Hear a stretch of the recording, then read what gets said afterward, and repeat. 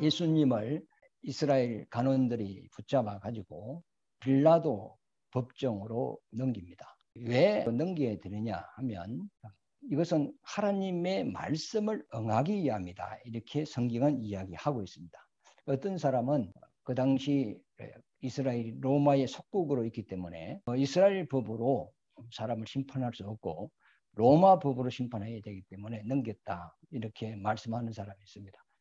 그것은 어떤 세상적인 관점으로는 그렇게 우리가 이해할 수 있지만 성경의 관점으로는 하나님의 말씀을 응하게 하려 함이라 이렇게 되어 있습니다.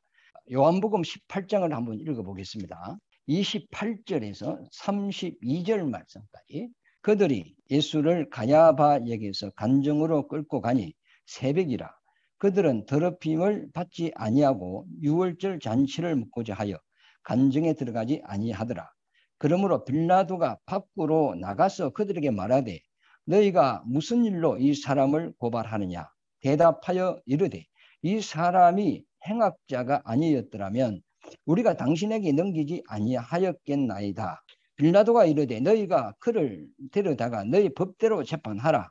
유대인들이 이르되 우리에게는 사람을 죽이는 권한이 없나이다 하니 이는 예수께서 자기가 어떠한 죽음으로 죽을 것을 가르쳐 하신 말씀을 응하게 하려 함이라 그랬어요. 그러니까 이스라엘 백성이 예수를 잡아시면 하나님의 율법으로 심판을 하면 되는데 왜 자기들이 예수를 재판하지 아니하고 이방 빌라도 법정으로 예수를 보냈느냐 이 말이죠.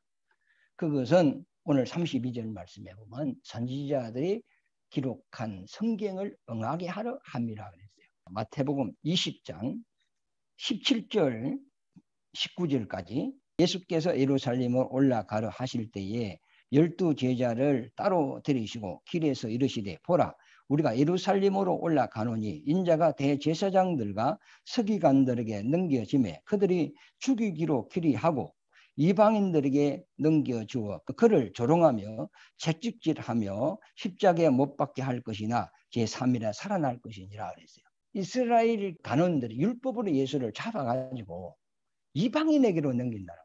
그럼 그 이방인이 예수를 죽일 것인데 예수는 죽은 자 가운데서 3일 만에 살아날 것이다. 이렇게 이야기를 한 거죠. 오늘 그 27장 그 1절에 보면은 예수를 이스라엘 지도자들이 빌라도 법정으로 데려온 이유가 뭐냐 이거죠. 이방인에게 예수를 넘겨서 죽여달라 하는 거거든요. 빌라도가 예수를 데려온 그 이스라엘 그 당국자들에게 예수를 죽일 만한 죄가 없다. 만약에 로마 법에 입에가 되었다면 벌써 로마에서 그를 잡아들였을 것이다. 그러나 너희가 예수를 걸고 온 것은 너희들의 종교법에 의하여 예수를 이리 데려왔는데 우리 로마법으로는 예수를 죽일 어떤 근거가 없다. 빌라도가 그랬거든요. 그러므로 이 예수를 데려가서 죽이든지 말든지 너희 법대로 하라 그랬어요. 당국자들이 하는 말이 우리에게는 사람을 죽일 법이 없나이다. 요한복음 그 18장에 그 이야기를 했거든요. 그런데 율법에는 사형제도가 있거든요. 예를 들어서 간음하다가 현정에 잡히면 돌로 쳐 죽인단 말이에요. 살인을 했다면 그 사람도 똑같이 살인자를 죽이는 거죠. 어떻게 이웃을 죽이는가에 따라서 그대로 죽이는 것이 율법이에요. 그러니까 율법에는 사람을 죽이는 사형 제도가 있어요. 그런데 빌라도가 예수를 데려가서 너희 법대로 처리하라니까 이스라엘 그 장로들이 하는 말이 우리에게는 사람을 죽이는 법이 없습니다. 그랬어요. 그러면 스스로 율법을 포기해버린 거다 말이죠. 그럼 예수님이 율법을 범하여서 정말로 이 사람을 죽여야 된다 하면 율법으로 잡아야 돼요. 율법의 사형 제도가 있음에도 불구하고 우리에게는 사람을 죽이는 법이 없습니다. 이리 나왔어요. 스스로 율법을 포기해버렸단 말이죠. 그러면서 율법을 포기하면서까지 예수를 그 로마 법정, 빌라도 법정으로 끌고 와서 로마법으로 죽여달라고 이스라엘 지도자들이 빌라도에게 지금 간청을 하고 있는 거거든요. 그러면 왜 이들이 로마 빌라도 법정에 예수를 세워야 되냐 이 말이에요. 이것은 성경을 응하게 하려 함이라 그랬어요. 왜? 성경에 보면 나무에 달려 죽어야 됩니다. 선지자들이 그렇게 예언을 했어요. 그러니까 예수님이 애를 칼에 맞아 죽어도 안 돼요. 또 어떤 다른 방법으로 돌아가셔도 안 돼요. 반드시 나무에 달려 죽어야 돼요. 그런데 율법에는 나무에 달아서 죽이는 형벌이 없어요. 우리나라에 옛날에 사람을 죽일 때 그 망나니가 칼춤을 추지 않습니까? 술을 한 잔 먹고 막 칼춤을 막 치면서 목을 친단 말이에요. 그게 이제 옛날 우리나라의 사형제도였죠. 이스라엘이 가지고 있는 율법에는 돌로 쳐 죽이는 방법은 있는데 나무에 달아서 사람을 죽이는 사형 행틀이 없단 말이에요. 그러므로 예수는 반드시 나무에 달려 죽어야 돼요. 그러니까 율법으로 죽일 수가 없는 거예요. 만약에 예수를 돌로 쳐 죽였다면 이거는 예수님이 구세주가 안 되는 겁니다. 반드시 나무에 달려 죽여야 돼요. 이 나무에 사람을 달아서 죽이는 십자가의 행틀이 로마 그 사형 제도가 있었던 겁니다. 그리고 원래 페르시아 나라에서 사용하는 사형 행틀인데 이것을 로마가 그대로 받아들여서 흉악한 그 범인들을 나무에 달아서 그렇게 죽였단 말이죠. 그러니까 하나님의 말씀대로 되려면 율법으로 돌로 쳐 죽이면 안 되고 나무에 달아서 죽이는 그 사형 제도가 있는 로마의 법으로 넘겨야 이 성경이 맞는 거예요. 이는 성경을 응하게 하려 함이라. 우리가 성경을 이렇게 이제 봐야 되는 거예요. 성경의 그 말씀이 이루어져야 되니까. 성경에 보면 예수님이 은 30장에 865 은 30장으로 토기장에 밭을 사서 뭐 나그네의 모지로 삼고 또 예수님은 율법에 붙잡혀서 이방인 손에 죽음을 당하는데 나무에 달려 죽어야 되고 이것이 구약에 다 예언이 되어 있단 말이에요. 그 예언대로 예수님이 죽는 것도 그 말씀에 따라서 정확하게 죽어야 이분이 진짜 메시아가 되는 겁니다. 그리고 창세기 3장 15절 말씀해 보면 여자의 후손은 뱀의 후손의 머리를 상하게 할 것이요 뱀의 후손은 여자의 후손의 팔꿈치를 물 것이라고 했어요. 그럼 여자의 후손은 예수님이잖아요. 이 세상의 모든 사람들은 남자의 후손이고 그런데 오직 인류 가운데 여자의 후손으로 오신 분은 예수님 한 분밖에 없어요. 그러면 마귀에게 속한 자들로 인하여서 예수님의 팔꿈치를 그들이 문다는 거예요. 그래서 예수님을 이제 십자가에 달아서 손발에 못을 박았단 말이에요. 그런데 예수님은 죽으셨다가 3일 만에 부활해버렸다. 사망의 근세를 깨버린 거 아닙니까? 지금까지 마귀가 사망으로 전 인류를 다 자기 손아귀에 딱 잡아였단 말이죠. 그러므로 인생들은 일생을 죽기를 무서워하여 그 죽음의 종로를 타고 살았는데 예수님은 십자가에 죽었으나 3일 만에 부활함으로 사망의 근세를 깨버리죠. 그래서 뱀의 머리를 밟아버릴 것이요 심판할 것이요 그렇게 이제 말씀하셨죠. 그러니까 창세기 3장 15절 말씀에도 주님이 어떻게 죽을 것인가를 벌써 예언을 하고 있습니다. 요한복음 12장 31절의 말씀에 보면 이 세상 임금이 쫓겨나리라 그랬고 16장 11절 말씀에도 이 세상 임금이 심판을 받았느니라. 예수님이 십자가의 죽음과 부활로서 마귀의 머리라는 것은 근세거든요. 그 사망 근세를 심판했다. 그 머리를 깨버렸다. 어떻게 주님이 마귀의 근세를 깨느냐? 십자가에서 죽음과 부활로서 그들을 심판한다는 것을 창세기 3장 15절에 이미 이야기를 하고 있거든요. 이스라엘 백성이 출애굽을 해서 이제 강야로 나왔습니다. 그래서 3일 길을 갔는데 이제 오아시스 이제 물이 있어요. 백성들이 이제 목이 마를 거 아닙니까? 그래서 그 물을 마셨는데 물이 써요. 그럼 마실 수가 없습니다.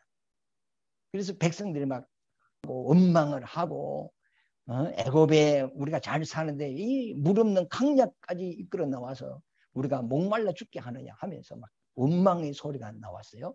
그때 모세가 하나님께 기도했더니 하나님께서 말씀하시기를 나무 가지를 꺾어서 물에 던지라 그랬어요. 던졌더니 그 나무 가지가 물에 있는 쓴물을 싹 빨아 먹어버렸어요. 그러고 난 이후에 물을 먹었더니 물이 달달하게 됐거든요. 그러니까 예수님이 이 땅에 오셔서 인류의 죄를 다 흡수해버린 거 아닙니까? 보라, 세상 죄를 지고 가는 하나님의 어린 양. 예수님이 이 땅에 와서 마치 마라의 썬물을 나무 가지가 흡수해버린 것 같이 예수님이 그 몸으로 세상 죄를 다 흡수해버렸다고. 그리고 십자가에서 돌아가신 거거든요. 그러니까 이 마라의 썬물도 그거는 비우고 실상 예수님이 이 땅에 와서 세상 죄를 흡수하고 세상 죄를 지고 십자가에서 처리할 것을 그 말의 썬물로 통하여서 우리에게 비유로 보여주고 있는 겁니다. 그래서 나무에 달린 자마다 저주받은 자라. 갈라디아서 3장 13절에 그 이야기를 했지 않습니까? 그러니까 반드시 예수님은 세상 죄를 지고 나무에 달려 죽는다는 것을 이 구약에 예언이 되어 있어요. 민수기 21장에 보면은 그 백성들이 강야에서 막 하나님을 원망합니다. 무럽다고 막 원망하고 길이 막 나쁘다고 원망하고 뭐 먹을 것 없다고 원망하고 막 여러 가지 막 원망을 했어요. 네. 그러나 마지막 10번째 하나님을 원망을 했을 때 하나님께서 불뱀을 보냅니다. 그러니까 불뱀이 막 사방에서 어디 뱀이 그리 있었는지 사방에서 막 불뱀이 막 나와가지고 사람을 물기 시작했어요. 텐트 안에 잠자는 사람을 물기도 하고 걸어가는 사람도 물기도 하고 앉아있는 사람을 물기도 하고 그래서 백성들이 불뱀에 물려가지고 막 웃음을 치고 막 독이 몸에 퍼져가지고 죽어가고 있단 말이에요. 그때 모세가 급히 하나님께 기도했더니 장대에 놋뱀을 만들어서 달아라. 누구든지 그 놋뱀을 바라보는 사람은 살리라 그랬어요. 모세가 급히 놋뱀을 만들어 장대에 달고 백성들에게 누구든지 이 놋뱀을 바라보는 사람은 살아날 것이다 했어요. 이 불뱀에 물려 그 독으로 죽어가는 사람들이 장대에 달린 놋뱀을 딱 보니까 나를 물어서 죽이는 그 놋뱀이 저 장대에 달렸다. 다른 말로 내 죄가 장대에 달려있단 말이에요. 그걸 딱 보는 순간에 살아났다. 그게 뭐죠? 예수님이 십자가에 달려있는 것은 내 죄가 달린 겁니다. 내가 이 죄 때문에 내가 지옥 가야 되고 이 죄 때문에 내가 하나님과 단절되었고 이 죄 때문에 하나님을 가까이 하지 못했단 말이에요. 그런데 예수님이 몸에 죄를 지고 십자가에 갈아버렸단 말이에요. 나를 사망으로 이끌어가는 죄가 저 십자가에 달려서 심판을 받았고 처리가 되었다는 것을 믿는 자는 살아난다는 겁니다. 그것을 민수기 21장의 그 놋뱀의 사건으로 미리 우리에게 보여준 겁니다. 요한복음 3장 14절에서 15절 말씀에 보면은 모세가 강야에서 뱀을 든 것 같이 인자도 들려야 하리라 이런 말씀을 하셨죠. 지금 이스라엘 백성이 예수님은 세상 죄를 지고 있는 거예요. 그러니까 요단강에서 세례받을 때 이미 세례 요한이 보라 세상 죄를 지고 가는 하나님의 어린 양이로 그때 세상 죄를 졌어요. 그런데 이 죄를 이제 십자가에서 처리해야 되는데 이스라엘 백성의 간원들이 예수를 율법으로 잡았단 말이에요. 잡았는데 율법에는 사람을 나무에 달아 죽이는 법이 없어. 성경에 예언된 대로 예수님이 죽어야 되는데 율법으로서는 그 예언의 말씀을 이룰 수가 없어요. 그래서 그 간원들이 예수를 그 로마법으로 넘겨서 십자가의 나무에 달려서 죽게 한단 말이죠. 이 모든 것이 성경대로 되어 가는 거예요. 지금 대제사장, 장로, 그들 당국자들 이 모든 사람들은 예수를 시기하고 죽이려고 자기들이 이렇게 고발하고 죄의 누명을 씌우고 로마 법정에 올리고 이렇게 하는 것이 자기들은 그것이 지금 하나님의 율법대로 이루어져 가는 걸 자기들은 잘 몰라요. 인간의 방법으로 예수를 죽이고자 그렇게 진행해 가지만은 실질적으로 보면 하나님의 그 예언된 말씀대로 하나님의 하나 이루어져 가고 있는 거예요. 우리가 세상을 살면서 내가 계획을 세운다 할지라도 내 계획대로 되는 것이 별로 없어요. 성경에도 사람이 자기 길을 계획할지라도 그것을 이루어지게 하시는 분은 하나님이다. 그러니까 이 역사도 하나님이 다 결정하시고 운행하시는 거예요. 성경에 보면 천지 창조부터 세상 끝날까지 하나님이 어떻게 역사하시고 이 세상을 이끌어 가실 것인가에 대하여 이미 기록이 되어 있어요. 그러니까 그 역사를 주장하시는 분이 주님이십니다.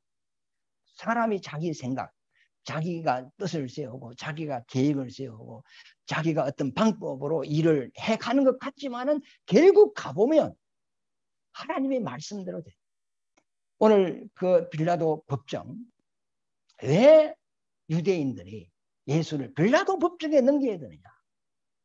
그것은 예수님은 반드시 나무에 달려 죽어야 되기 때문에 그렇다. 사람들은 그 빌라도 이 나쁜 놈, 죄 없는 우리 주님을 그 사형 뭐 언도 내려가지고 죽게 만들었다고 막 빌라도를 막 욕을 하고 막 그런 사람도 있어요. 그러나 빌라도가 예수를 죽이고 싶다고 해서 빌라도가 예수를 죽일 수가 없어요. 예수님이 빌라도에게 그랬어요. 내 아버지께서 허락하지 아니하면 아무도 나를 죽일 수 없다고 했어요. 주님은 12영을 부릴 수 있는 권세가 있어요. 천사를 부리는 그 주님의 권세를 이야기한다. 권세 뭐 천사 한 명만 딱 불려도 그 주위에 있는 사람과 다 진멸할 수 있거든요. 그런데 12영 되는 그 천사를 부르면 이스라엘이고 로마고 싹 쓸어버립니다. 계시록에 보면 천사가 와서 하늘에 있는 별도 다 떨어지게 만들고 바다의 3분의 1도 뭐 육지의 3분의 1, 식물의 3분의 1, 사람의 3분의 1을 싹 죽이지 않습니까? 그런데 그 큰 주님이 그렇게 할 수도 있는데 그걸 다 물리쳤단 말이에요. 왜? 내가 지금 죽는 것은 내 뜻이 아니고 아버지의 뜻이다. 내가 세상 일을 위하고 죽어야 인류 구원할 수 있고 마귀를 심판할 수 있고 아버지의 뜻을 이룰 수 있기 때문에 주님은 자기가 부릴 수 있는 모든 능력들을 다 물리치고 가장 연약한 몸으로 이 죽음의 십자가를 이게 받아들이는 거예요. 그러니까 빌라도가 죽이고 싶다고 해서 예수가 죽는 건 아니거든. 아버지의 뜻이기 때문에 죽는 거죠. 사람들은 막 소설을 씁니다. 예수의 죽음은 정확하게 성경의 기록대로 돼야 된다는 것이고, 그 다음에 히브리서 11장 38절에서 39절에 보면 저들은 누구냐? 이스라엘이죠. 저들은 약속은 받았으나 그 약속의 증거를 받지 못하게 했어요. 그러니까 율법으로 죄를 깨닫고 그 죄를 용서받기 위하여 하나님 앞에 양소를 잡으면서 제사를 드렸어요.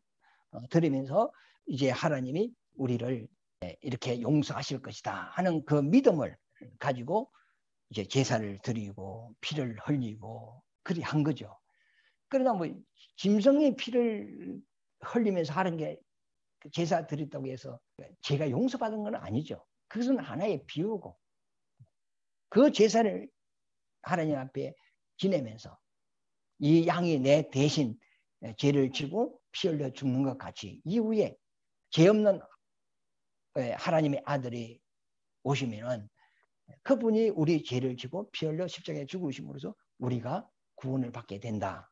이런 믿음을 가지고 제사를 드렸다. 그러나 실질적으로는 그들이 아직 구원을 받지 못한 거 아닙니까? 그런데 그들의 믿음을 온전케 하는 자들이 누구냐? 우리 이방인이라. 그래서 이스라엘 백성들이 예수를 잡아서 이방의 대포 로마 법정에 올리죠.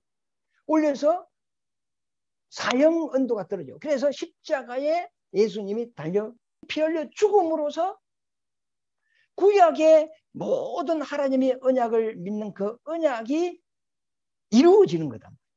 그러니까 우리가 아니면 구약의 아브라함이고 다윗이고 이삭이고 야곱이고 그 믿음의 그 예수님의 언약을 그 믿는 모든 사람들의 믿음이 아직 완성이 안 된 거거든요. 예수님이 완성해야 됩니다.